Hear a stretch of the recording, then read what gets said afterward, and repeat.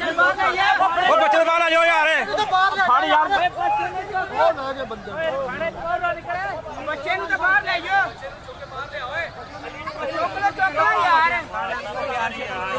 पर्चा कराओ यार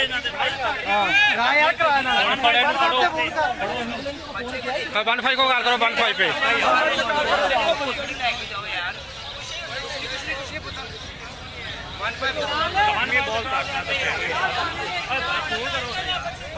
वन फाइव तक फोन करो